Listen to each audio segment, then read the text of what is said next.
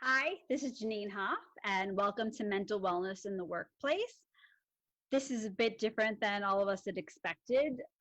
We normally be together in the same space and sharing ideas, but the world has other plans for us. So this is what we have, and we're going to work through it. I have some notes here. It's on my side. Usually I don't do things with notes, but because of the format's a little different, it takes a bit getting used to. So I'm going to use some notes. So you'll see me glance over every now and then. And I will also be looking at my phone on occasion just to make sure I'm tracking the time so that things flow and I'm don't go over. So I'm going to share my screen and let's hope this works, right?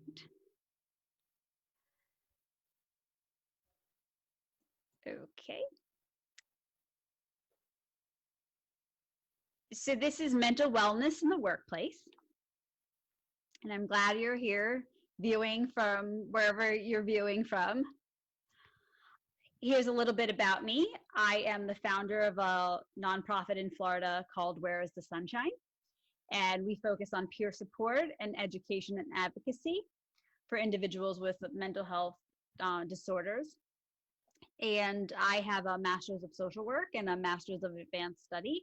My focus actually for that is American media, and I specifically focus on social media and film. I'm a big movie fan. I also hold a degree in music as well. And I am a former TEDx Jacksonville speaker, and I'm currently a TEDx Jacksonville, TEDx FSCJ speaker coach. So I really like helping people bring their ideas to life and share their experiences and share the work that they do with others. It's very important to me, and which is why I'm also in the process of finalizing my certified recovery peer specialist certification. I know that's a mouthful, which is what peers do so that they can work in this field. I'm also an advocate, an author, and an educator. I educate people on mental health. I have several certifications, and I trained as a trainer to facilitate courses and such on mental health for various organizations, various types of mental health treatment and such. I advocate nationally and locally and even on a state level also, basically all over, for policy change and such stuff. And above all, I'm a peer. I'm someone who lives with a mental health disorder. I have several of them actually, and it's important for me to share. I know that a lot of people who have similar disorders or whatnot also struggle, and some of them don't feel comfortable sharing their experiences. So I feel as someone who is okay with doing that, that I can help use my voice to elevate them or the experiences of others on various levels. And so with that, I'm going to give you my warning. I do this every time I speak anywhere about anything. A lot of the stuff that I talk about can be triggering. It could be upsetting. It could make someone not have a good experience. Just as I mean, even someone who doesn't have a mental health disorder can have a hard time listening to some of the stuff I talk about. I don't want people to be triggered or upset or leave feeling worse than when they entered the room or this space. So if you feel the need to stop or stop watching or take a break, that's fine. I mean, we're lucky that we have this, system where we can just pause or go to something else when we want to. Usually when we're in a room, I tell people that if they need to leave or take a break, you're not going to offend me. I would rather you walk out of the room and feel safe and feel comfortable than stay there and feel worse. And luckily, I think this subject is relevant and it's not too entrenched in a lot of the difficult things that we do talk about as mental health advocates and educators. So why this? Why now? I laugh because when I started this, I talk about the subject a lot, and I developed kind of where I wanted my focus to be, and then things changed, and then things changed again, and I don't think I can keep up. I'm sure none of you can keep up with what is happening in the world. It's just like the last few months have, we don't know what the future has in store for us. It's been very interesting. It's been challenging, to say the least. I think for the most part, we're trying to cope as best we can and adjust to what everyone's calling this new normal.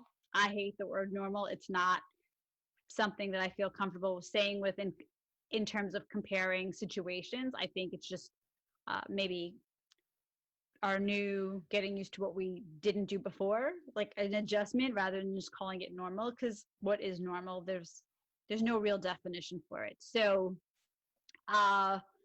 things have been interesting. They were interesting before coronavirus entered our lives, and then as things locked down, things began to shift, and how we worked and how we interacted with each other really changed. And then just when we thought maybe there could be some semblance of what we knew before, things beginning to open up a little bit more, people be going back to work a little bit more, and then protests started happening. And so people also, again, started having to go back home and work from home. Shops and restaurants and things like that had to close up. So there's a lot going on out there. And we've heard repeatedly all over the media and social media the impact that what's happening out there has had on the mental health of people who have never had a mental health issue before. So I just want to keep all of this in mind as we go forward, because it's relevant. It applies to everything we're all experiencing as individuals, and it's important to stay current and also learn some tricks and tools to apply for our future, whatever that may look like. So I have two goals here today for everyone. One is to identify and define the triggers and traumas of the workplace. And the other is to equip ourselves with a variety of tools, coping mechanisms that can help manage our mental health in the workplace. Now, I'm going to give you some very, basic definitions of a few terms I'll be using throughout, because it's important to really understand what we're doing and what we're saying and what we mean when we talk about all of this. So the first thing I want to define is mental health, right? We all think we know what it means, but if we look at the actual definition, it's a person's psychological and emotional well-being. That's great. What on earth does that even mean? Well, it's a very vague description, right? There's no way to gauge a person's mental health. There's no scale that we can rate it on. There's no diagnostic tool, right? There's what defines someone who's mentally well versus someone who's not mentally well, other than that they're functioning or not functioning or functioning in some way. And so if we look at, let's say, you go to the doctor and you get blood work and you go back to the results and your physician says, well, you have elevated liver enzymes. That's because they actually have a scale of what's considered, again, that term, normal, what's considered healthy. And if it's below or above, that might not be healthy. I know nothing about liver enzymes. I just use that one as an example. But the reality is, we don't really have such a tool. We have symptomology. That's how we diagnose. That's how we say, well, if you have symptoms X, Y, and Z, you hit these markers, then you could have this disorder, right? But there's no scale or blood work or something that we can define. There's also not like a system of wellness, right? What if we had to each rate our mental wellness on a scale of 1 to 10? I can say a 7, and that could be incredible. Like I could feel awesome, and you could say 7, and you could be feeling terrible. So that's another thing to think about, right? Also, mental health is fluid. It's ever changing. It's week to week, month to month, hour to hour, whatever. You could be having the best day, going out, doing whatever it is you love doing, and then have someone rear end you on your way back home, and then your day goes from wonderful, or your mood from wonderful to, you know, terrible in the split of a second. And so we have to keep all of that in mind. The other thing I want to define is the term trauma, because I will use it a lot. It's not something we think about when we think of work. We don't think about work trauma. We think about trauma, childhood trauma, abuse, violence, victim of a crime. We associate it a lot with war and combat, but we don't really think about work and trauma. So I want to explain that the definition of trauma is a distressful or disturbing experience, which can impact someone's life, which can impact how they function and how they manage day to day. And so when I say trauma, what could be my trauma may be very different for you. We could both have the same exact experience, and it could really devastate and impact my life and my functioning, and you could be fine, right? It's very subjective. We process things differently. It's very individualized. So just also please keep that in mind. So I'm going to kind of give you a little background on my experience and why this is such a passionate subject for me to talk about. I talk about a lot of different things that I love and adore and that have gotten me from point A to point B. I talk a lot about music and mental health, film and mental health. I'll just talk about film just to talk about film. I love movies. I love music. It is my number one passion in life. Even beyond this, I just love music. I guess being a musician, it's been so important to me. I also talk about wellness, just in general, coping mechanisms, about how we can apply other things to our life outside of traditional therapy and medication and those sorts of things. That's not saying in lieu of, that's not saying this is a replacement for those things. It could be, for some people, it may be in lieu of. Some people, it may be in addition to. Some people, it may be something to do between appointments. So I talk about those kinds of things. I talk about policy. I talk about oppression and privilege and those kinds of things. But work and mental health is probably the one story that got me to this place, that got me to become an advocate and to share my experiences and talk and support and educate other people. So I worked professionally, out in the workforce like a lot of other people do. I had 3 little children. They were babies, very young, and I was working a lot. I worked about 50 to 70 hours a week. And I had no intention of working that much, but that kind of comes with the field. I worked in nonprofit, and it kind of comes with the territory. It's a never-ending job, and when you work in it, you kind of have to do certain things. You have to deal with certain people. You have to deal with a lot of personalities, and that's like any field, right? It's not specific to that. You could be a dentist and deal with a lot of personalities. You could work in the grocery store and deal with personalities. You could be a dog groomer and deal with personality. I mean, maybe dog personalities, but still different personalities. Whenever you're around people, you have different experiences and different situations to deal with, and that's common. I ended up working, like I said, a lot, and I thought I was doing the right thing. I always thought I was doing the right thing in terms of dedicating myself to my work, throwing myself into it, because I really believe that the work I did was helping not just my family financially. I was contributing. I was being able to support things, pay for stuff. So it wasn't just the financial aspects. I thought I was really contributing to my community, to society, to helping people who were less fortunate, people who, had different life experiences. And so I really believed that I was doing good. And I'll say, like, I come from a culture of workaholics, where, I was raised that you have to work hard.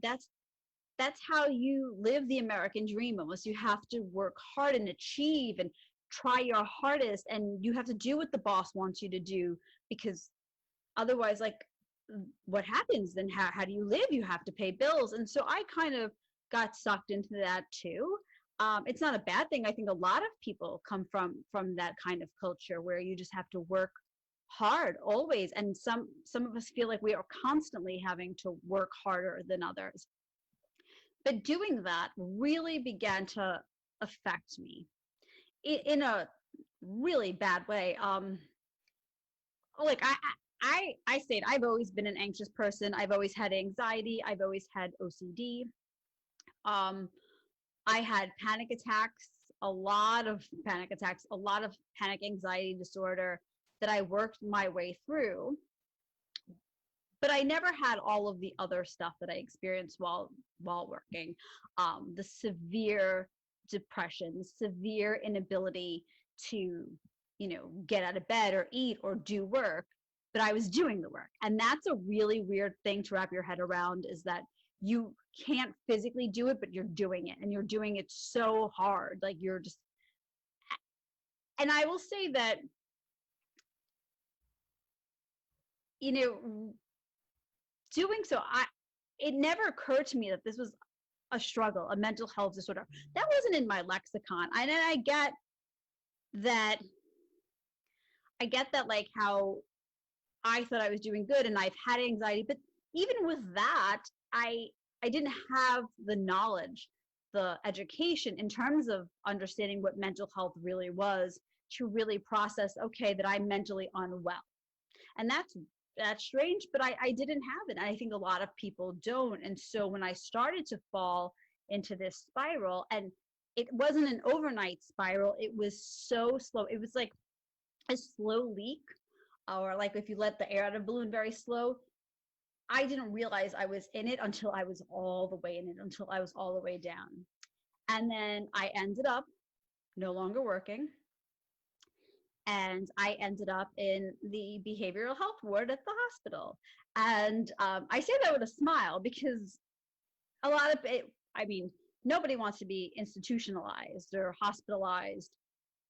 But that instance changed my life. So I am thankful for it. Was it pleasant?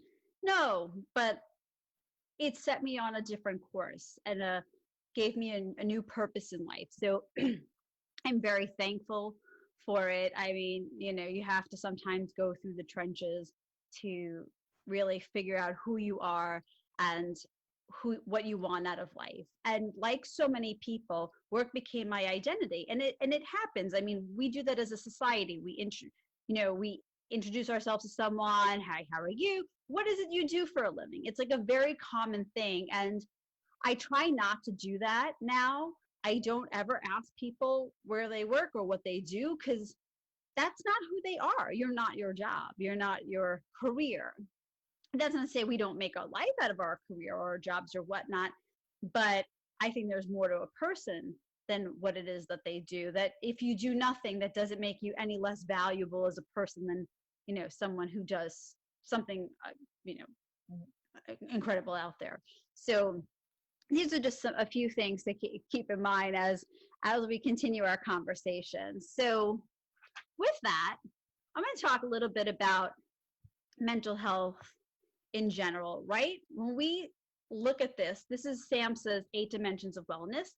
SAMHSA is the Substance Abuse and Mental Health Services Administration, and they put together this cute little graphic of things that can keep you mentally well. And like I said, it's really a scale. It's really like a spectrum of wellness, because there's no real defining what makes you well. You could have 5 of these and be really well. You could have 2. You could have all of them and not be well at all. So I found interesting was that they included occupation, because when I first saw that, I laughed. I was like, what? Why? Work? And then I realized, oh, hello, you. And it's weird how we don't even realize that things apply to us until, much later. But it's true. And what I think is so important about recognizing occupational wellness is that it's connected to all the others, right? So your occupation impacts your finances, right? And if you don't have a place of work, you might not be able to pay your bills. You might not be able to take care of your physical health because for some reason, um, healthcare and your jobs are connected. And some people don't have healthcare because they don't have a job. So then you can't take care of your physical health or your mental health or whatever it is if you don't have, insurance or an income, or you can't afford stuff to, treat yourself to get the care that you need. It can also impact our social lives. A lot of people interact and are socially, um, engaged with the people that they work with. They go out for dinners or whatever it is that they do. And especially now, right? We're so used to going to work meetings and going to, whether you work in a restaurant or a store or an office, right? And seeing other people and engaging with them. And now we haven't really seen people for a while. So we're losing that kind of contact. We're a little bit more isolated. And even the environment too, right? I hear environment, I think nature, but it's really where we physically are. And most of our day is spent either in bed or at work.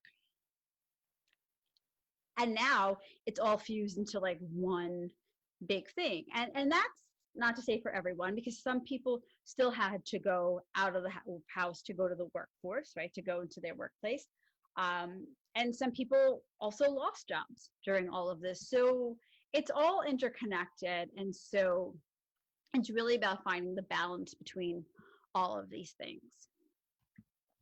So I want to talk a few workplace factors when we talk about mental wellness, right?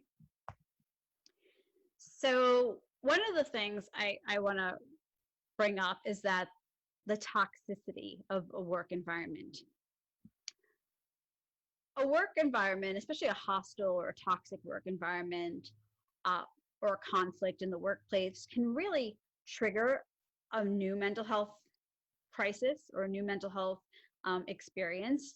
And it could also trigger if you've had a diagnosis before and you're working through it and you're doing okay and you feel you're mentally well. It could trigger that and set you back a little bit. And I don't like the term setback, but I'm saying it could bring you back to where you were and you may need to do some more work. It could bring back past traumas of things that you've experienced. And let me be clear, it doesn't have to be a significant event. It could be something someone says or does, or a look, or something can set us off, right? It's also important to recognize that I don't mean every workspace is like this. Not every workspace is toxic. Not every workplace is negative. There are really wonderful companies out there doing amazing work, helping their employees stay mentally well. I've spoken at a few of them, and it's just incredible what they're trying to do to keep their employees happy, right? Because and I say happy, right? Just well, because if you're healthy and you're feeling good, you don't have to take off. If you feel supported, you don't have to take off. Like it's more creating a sense of community together, that we're in this together and we're supportive. So there are places like that. And so this doesn't apply to everyone, right? Not everyone's situation. And it may not apply to your situation now, but it could apply to a situation, a few months from now or a few years from now. Work can also be a primary and secondary source for trauma. Primary means it happens to you. Secondary means you hear it or experience it from another person, their experiences. And so what makes that worse is that there can be a lack of understanding of these traumas in the workplace, or these experiences, or not understanding of mental health in general from your colleagues, from the administration, leadership, bosses, all of that. A lot of places don't have HR departments, and so there's not proper channels to go through if you're struggling and you need additional time off, or if you need to file a grievance, those things. It also could be the workplace environment just in general, long hours, you need more breaks, but they can't accommodate you. And now with working from home, and just technology in general, there's constant communication. Like the workplace never ends. You'll get emails, phone calls, texts, all sorts of day and night. And even with Zoom meetings, our home was our sanctuary, right? We used to go to work and go home, and they were always separate. But now they're coming into your home. They're seeing your home. I mean, like, look, I'm doing this from my home too. And you'll hear noises and street sounds and family and dogs and whatever. So it's a different kind of environment that we're trying to get used to. There's also cultural competency issues that are out there. It depending where we are, there may be a lack of diversity in your workplace, and that could also spark, feelings of, struggling for an individual when they go to a workplace and no one there looks like them or understands their heritage or their background. And this is, physical disabilities, gender, orientation, religious differences, all of those things. There's also classes and workplace culture differences and sexism in the workplace. And so that can also be a struggle.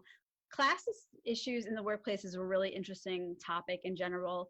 I've seen it a lot because I work with donors and I work with people who may be less fortunate or have specific disorders or illnesses and whatnot.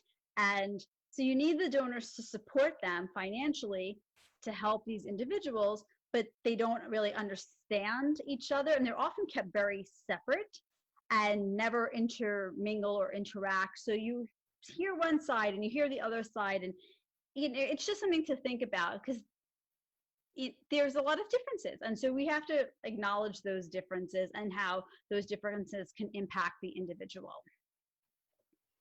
And as I speak about trauma, there are three types. There's acute trauma, chronic trauma, and complex trauma.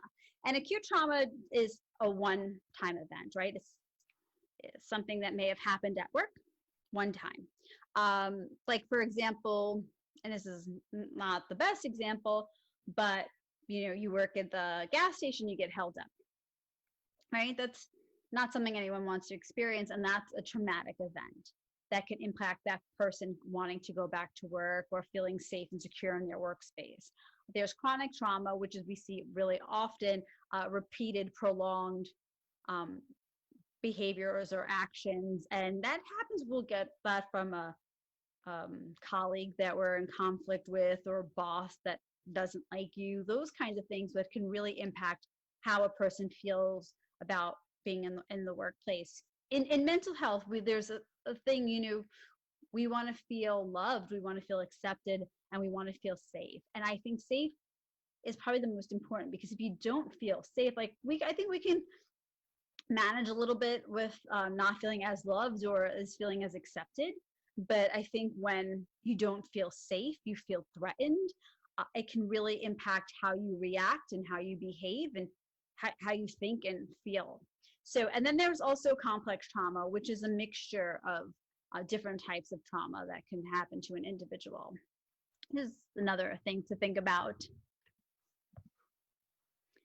And so when we look at workplace trauma, these are major workplace traumas. We first think of people who are really at high risk for whatever it is. EMTs, police officers, physicians, caseworkers, mental health professionals, shelter professionals, child protective service professionals, peer specialists, addiction specialists, where they may see a crime, or they may see abuse, or they may see overdose, or those kinds of things that can impact them, where they're seeing constant negative stuff that may impact the individual, and often it does, and we hear about it. It's becoming much more prevalent, the discussion on people in high-risk roles. In the era of COVID-19, this is so relevant right now. Frontline healthcare workers are seeing terrible illness. They're seeing death on a daily basis, and it has impacted them, and we're hearing about it a lot. we're also hearing about, just in general, people who have to work from home, feeling isolated and out of touch with their workplace, with their friends, their colleagues. So we're all in a state of isolation, I would say. I mean, even things like individuals like grocery store employees and stores where you go get supplies, house supplies or housewares, whatever you need to, like, to fix your house or whatever it is, necessities, pharmacies, places like that. Their workspace has changed tremendously. It is, they went from 3-4 months ago where they just went to work and it was okay, to having to wear masks, having to talk to customers and clients behind a plexiglass pane. It's very sterile. It's very cold. There's like no eye contact because we're all covered, and you can't see people's faces because we're all covered. And it's a different kind of environment. Also, like our grocery stores, for example, the lines outside and people getting frustrated and yelling at the employees. And when you're in a service role, I mean, take, for example, a call center, right? Nobody calls this call center to say, I love your product. This is so great. I'm so happy. No, they're designed for complaints because things aren't working. Things didn't ship. It malfunctioned. It came apart, whatever. And so people are usually frustrated and they take out that frustration. And so if you're in a call center and you have 25 frustrated individuals in a row that you just dealt with, it takes a toll on a person. We also have just general at-risk jobs, which is pretty much, I would say, everyone right now. With coronavirus, people are being furloughed, they're being laid off, companies are downsizing. We've heard countless stores in the last few weeks are filing for bankruptcy. So all those employees are either going to lose their jobs, or some of them are going to be transferred to other stores as stores close. So these things are really important, and people don't feel secure in their jobs, and we don't know the economic impact that this is going to have in 2 months from now, 5 months from now, a year from now. I mean, they're not predicting it's going to be great, but we don't know what that means for us in terms of work. So these are other things that are stressors that people are worried about in the workplace. Also, in general, people have hostile work environments. That's another possibility out there for people to remember, that you may be in a hostile work environment, a high stress work environment. And so all of those can impact how we feel and how we think. Now, workplace triggers, right? Let's talk about triggers for a second. I don't like the word. It is not my favorite word to use. Because I think people now use it, so it's like so commonplace. I hear kids, I even hear my own kid, oh, you're triggered, like in anything. So it's kind of lost its meaning, but what it really means is that something sets off a negative response in you. And so when we look at what can trigger someone in the workplace, it could be an event, it could be a program, it could be a colleague, it could be a comment, it could be a challenge. And I don't say challenge negatively. Challenges can be positive and negative. If someone has a great project that's amazing and says, I had this project, but I need it done in 24 hours, that's a challenge. It's a positive challenge because it might be good for you professionally, it might be good for your corporation, whatever, but it's still very stressful. And so these triggers can also trigger past memories, especially if you've experienced trauma or you've had a previous mental health condition or diagnosis, and that you seem to have been doing well. It can trigger that. It could also trigger addiction relapse, and that's something for us to always keep in mind, especially when we work with people who are living in recovery and working on sobriety, that something in the workplace can negatively impact how they feel, and they might be motivated to use or whatnot. So does work impact our mental health? I would hope you all say yes. So based on this data, it is 61% of workers have said that their productivity has been affected by their mental health. So what does productivity mean? It can mean how much work you're getting done in a day, How do you feel? Are you motivated? All of that, right? And that's a really tricky thing. We've all had bad days at work where we do less or can't focus, can't concentrate, don't get stuff done, don't respond to all the emails or text messages or whatever it is that you have to do, or you're not getting stuff done as fast, or you're not stacking the stuff on the shelves fast enough, or emptying, unloading enough boxes, or whatever it is that you do. So it impacts all of us, and it's not, job specific. It's across all fields, all jobs. But are we talking about it? And the answer is no. People aren't talking about it in their workplace. People aren't sharing their experiences with their bosses. A lot of people are afraid to. Even though mental health is, I would say, I don't want to say at zenith in terms of how much we're talking about it and how much we're hearing about it, because I still think it's not never enough.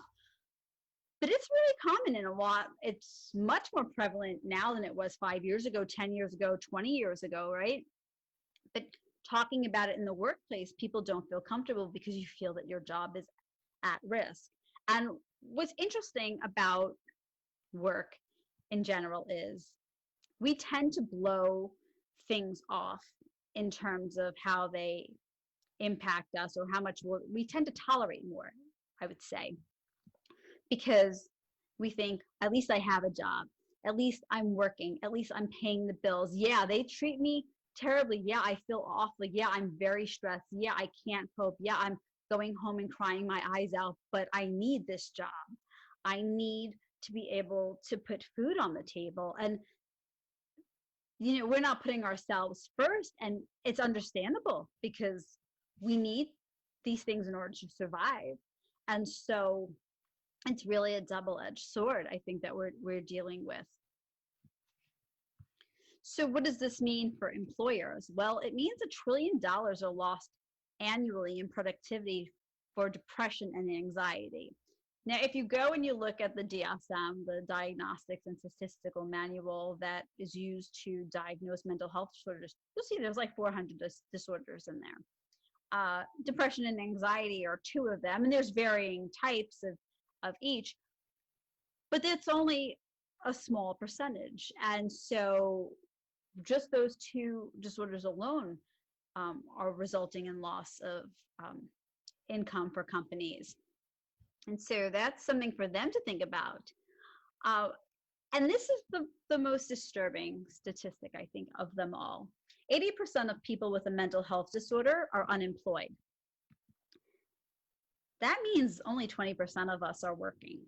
And I've seen some conflicting data, but it's that about 95%, between 90 and 95% of people with severe mental illness, that's disorders like schizophrenia, bipolar disorder, are unemployed. I mean, that's a huge number of people who are unable to work. And it's not they're unable to work, it's that for whatever reason, accommodations aren't being made. They're quitting their jobs because it's become too stressful. They don't have enough time off. And so if they need to take additional time off because they're not well and they need a few more days, they're not being granted that time. If you're an hourly employee, if you need to take days off, for example, that's income that you're losing. And so if you take off an extra day or 2, that means that you may not be able to cover the rent that month. And so all of these things are being taken into consideration.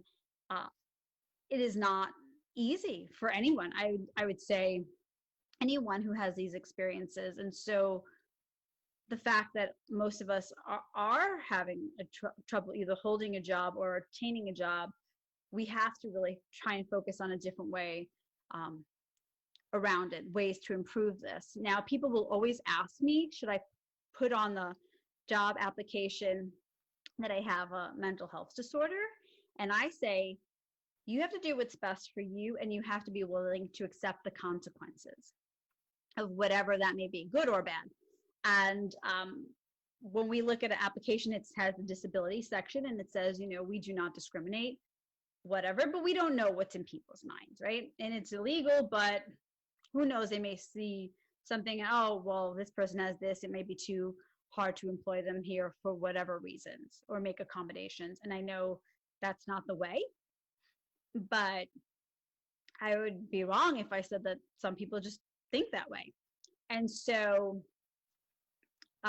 we have to really think about what's best for us. Also, when you apply for a job, there's no guarantee that you won't develop a mental illness later on. You could work a place for 5 years and then suddenly develop depression, or you can work there 10, 15 years and suddenly develop anxiety. I've seen stories of CEOs who worked in their companies for 20, 30 years and then all of a sudden have a mental break and struggle and leave their jobs and go do other things because it's gotten to them, it's really impacted them. So my advice is do what you feel is best for you. If you need a job that you need accommodations for, then you do what will work for you. And then and be honest if you need to, so that you can do your job efficiently and effectively. And so what are some coping skills? Because that's what we love in mental health. We love coping mechanisms, ways to manage and get past these feelings, or work through these feelings, I would say. So the most important would be to establish workplace boundaries. That's really hard right now when work is coming into our home, and our home is a lot of our workspaces right now, and work is constantly through technology in our face. And so things like setting time limits, like I won't check emails before 8 a.m. and I won't answer emails after 6 p.m. or I won't answer emails on the weekends. Those things can be very good, or not taking calls after a certain time. And that's not to say if a work emergency arises that you stay rigid. I mean, we're trying to be sensible. It's that just for the most part, be very clear. And I've tried to do that. I've actually had people say, but now she doesn't want to do it. She's always done it before. And so you can get that as well. So just be aware of that. There's always healthy choices, healthy responses to our stresses. I prefer music. That's my method of choice. It's my favorite. I also like cooking. I also like outdoor stuff. Outdoors is fun. But there's meditation, mindfulness, journaling, art. I enjoy art too. Meditation, mindfulness, that's not for me. I can't sit for more than 2 seconds. I'm constantly moving, and my brain is constantly moving. But some people find that enjoyable and helpful. And it's really about what's comfortable for you and what you enjoy and helps you manage, right? There's also, if you take medication, to continue taking it and attend your therapy appointments. This is another thing that we do in our lives when we work. When a meeting comes up or something happens, we tend to cancel our appointments. Well, I can't, I have a meeting now. And in doing that, you're saying that my health is not as important as my job. And I get it, because there are meetings we cannot miss, right? And there are times where we have to be there. But just be aware of when you're doing it and don't make a habit of it. Because again, if you're not well, you're not going to do the best job that you can. There's also apps that you can track. You can journal. There on these apps, you can message people and text and share anonymously. So these are peers. These are people just like us who also struggle. And I love that environment. I love the peer experience. The peer experience changed my life. It was the first time that I had ever met people who understood, and I really understood.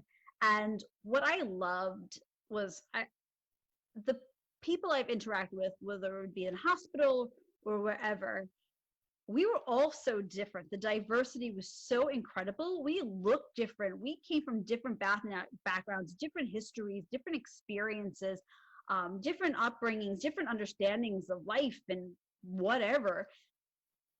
But we all had the same experience in terms of what it's like to not feel right. And I love that it didn't matter what we looked like, that we all internally had that. And look, I don't love that we all have mental illness. Let me be very clear.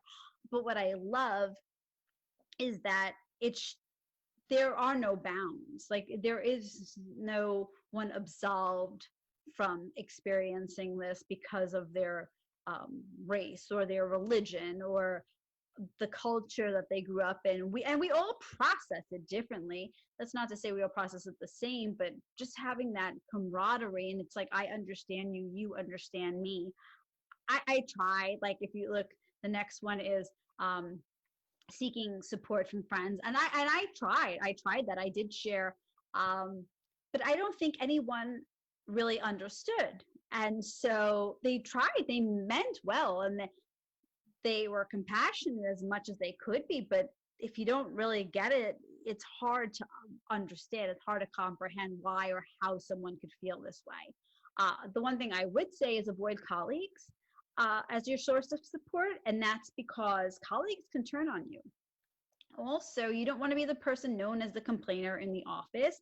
And often when we get in those, like, sharing experiences with colleagues, we all kind of like complain and like gripe together, and it may feel therapeutic, but we have to protect ourselves, and you never want someone to put you at risk for loss of your job or whatever because you shared something with them that was personal.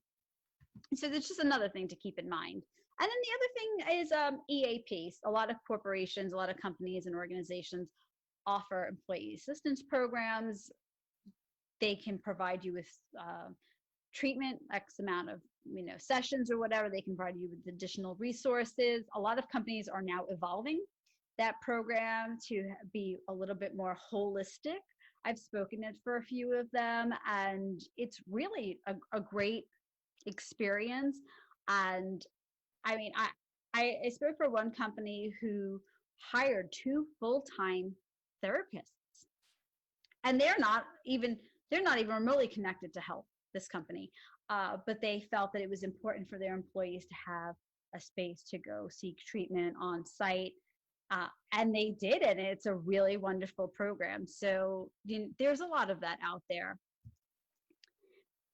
This is important, and I share this with everyone. These are 2 important numbers because sometimes even when we do all of that, we still struggle and we still have a difficult time. So the first is the crisis text line. It's 741-741. They're also affiliated with the National Suicide Prevention Lifeline, which is 1-800-273-8255. And these are crisis counselors. You can call them to talk to them. You can text them to talk to them. A lot of younger people feel more comfortable talking via text, and that's okay. I also find that a lot of other people, older people, I'm not a younger person, enjoy talking via text because it's easier that way than having to, we struggle when we have to articulate it, and some people skirt around sharing because they can't get the words out of their mouth. And so these are just awesome resources that you can use, and they're very valuable. And you can even contact them if you know someone else that's struggling. So if it may not be you, but you can talk to them for a friend that you think might ask advice or for resources. And this is how to reach us. You can email us, Instagram, Facebook, Twitter. Very active on Twitter, very active on Facebook. There's our website. If you click on it now, you go to it now, you'll find that it's not up because we're redoing the whole thing. And so if you have any questions, comments, need some additional resources, please contact me at the email address below. It's contact@whereisthesunshine.com. And this was really fun. I got to talk to you without actually talking to you, and I look forward to maybe next year all of us being able to be in a space together and then healthy environment so we can engage in more conversation and learning together. And I'm always available, so please feel free to talk, or if you want have a organization or a company that you'd love to have more information and have me come out, I'm happy to do that. Just contact me, and I look forward to seeing you all physically in real life in 2021. Thanks a lot.